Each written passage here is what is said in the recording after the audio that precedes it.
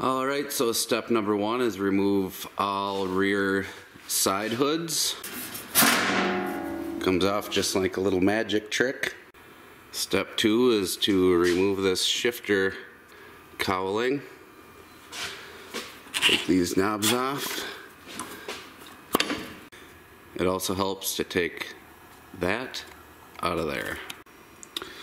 Once you reach this point and you have everything exposed, you should be able to see where the majority of your slop is coming from. These shift colors here are usually worn out. That's what we're replacing. But this one here is really not too horrible. The majority of the slop on this one is coming from other places, but it can come from this turnbuckle, or these nuts here could be loose. There's a bearing here. That bearing could be worn out and the shaft could be slopping back and forth inside of the bushing. And then if you follow this shaft here down, you have a pin here, which is for your low-high. And as you can see, or maybe as you can't see, there's movement in that pin. Next up on your investigations of shift slop, you have your high, low, and your reverse linkages that go right to the top cover. As you'll see, that movement, unwanted movement there, and also right here, and on these. A little bit of slop down here creates a lot of slop up top. We're standing right in front of step number 3, which is to take off these turnbuckles, the top one, and the lower one.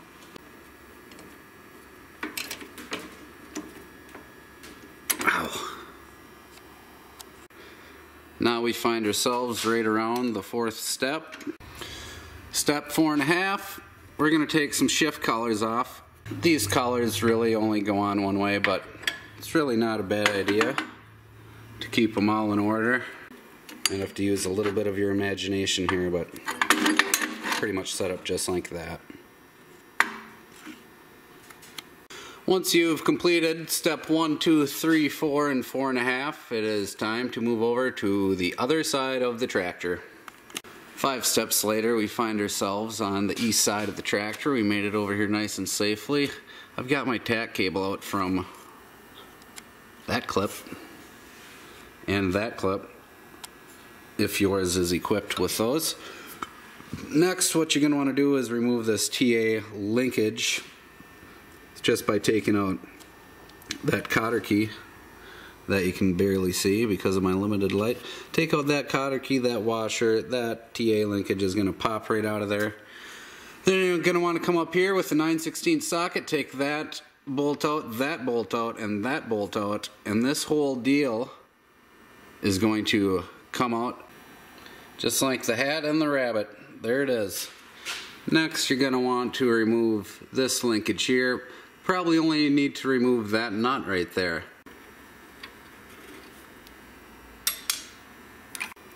We are just about ready for shaft extraction, but first, with whatever step we're on, you're going to want to remove your tachometer cable from your gauge.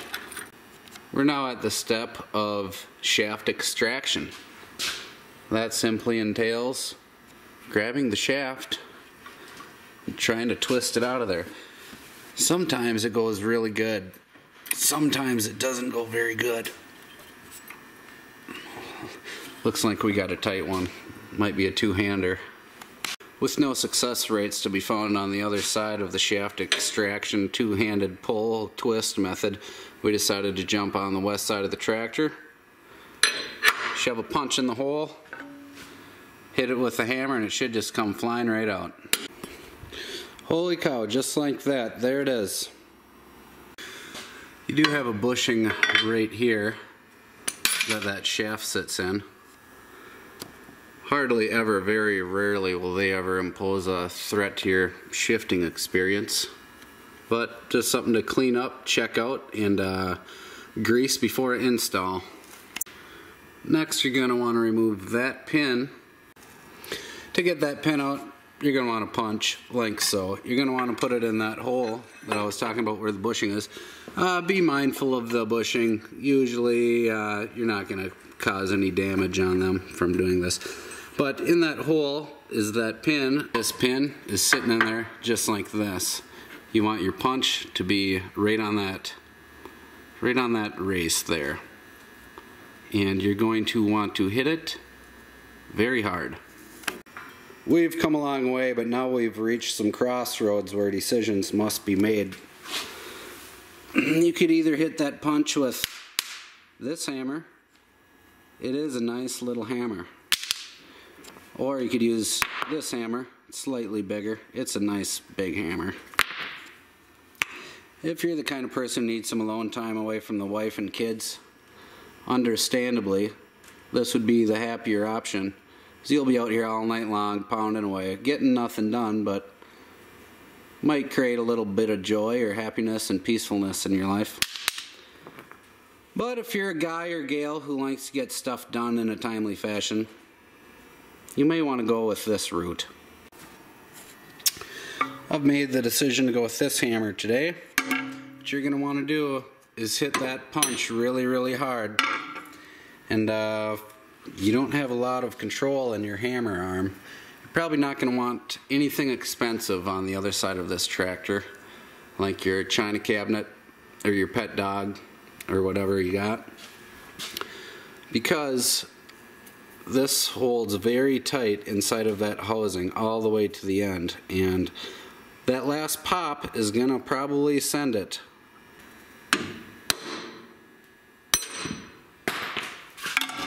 And kaplunk, there it is. One very important thing to do is to remove this bushing out of your old one and install it into the new one. And this is how we get down with this operation.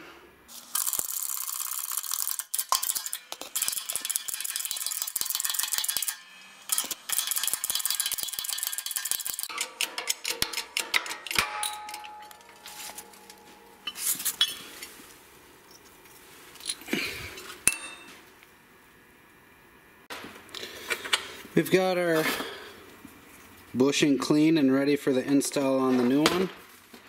As you may notice, there's two holes on either side of your bushing, and on this there is also two holes on either side of it.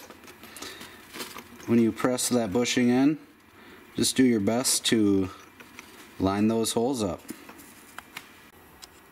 Another thing to take note of is on your bushing, that grease zerk hole is not perfectly center, it's off center, and so just make sure to line it up so you get it going in the right direction.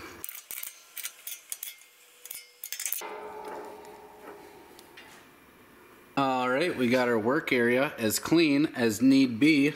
We got our new part, we got our new bushing, and we are ready for install. Once you get that in, jog over to the other side and get ready for the next step. The next step will be reinsertion of the shaft. You're going to want to grease up your shaft a little bit. Like I said, you're going to want to grease up that bushing just a little bit. Every little bit counts. Once you have your shaft in, you can reattach your linkage and reattach your TA lever bracket. Alright, grease this up here nice and good.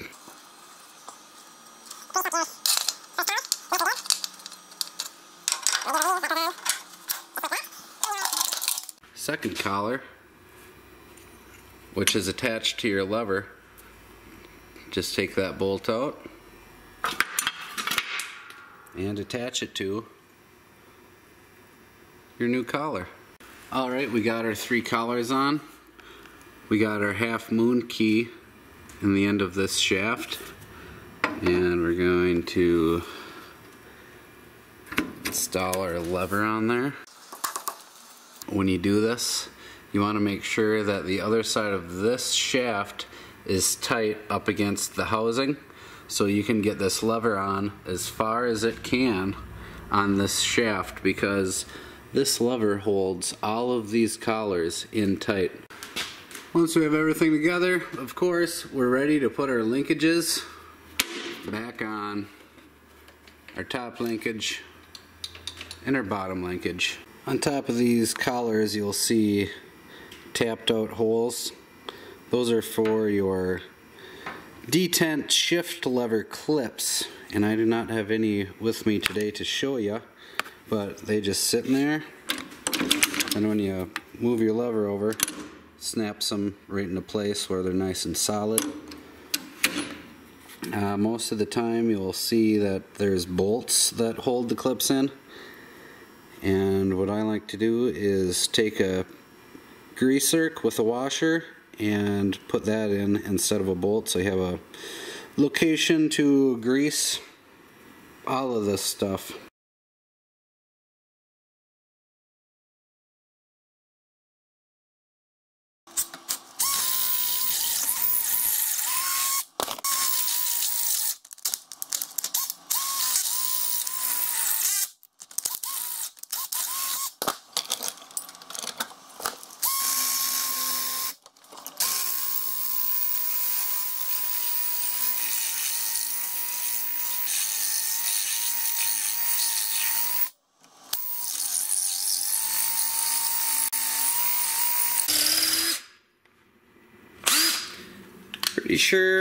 Pretty sure my bit's toasted. Imagine that. Another dull bit.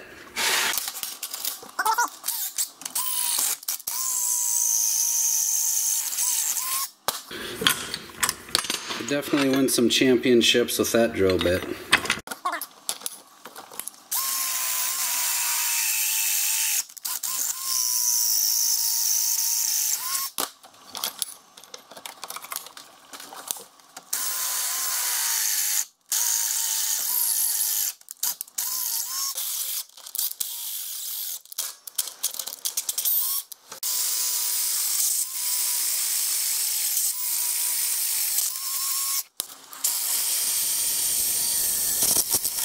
Alright, so we've completed the drill out on the lower collar. We're moving up to the top collar. Most of the time you'll find that you don't have enough room to get your drill in there to drill a nice straight hole. One thing that might work sometimes is to remove this linkage right here, which is for the reverse.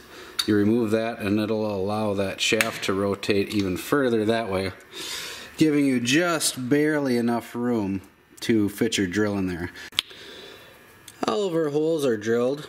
We have our pins in there. I use 7/16 by 1.25 inches, and as you can see, that tightened them up.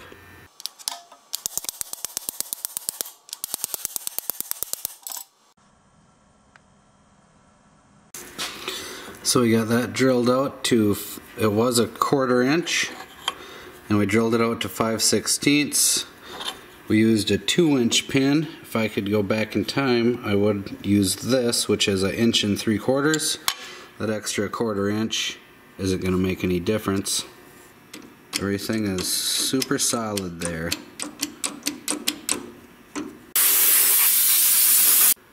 And that completes the video. Hope you enjoyed it.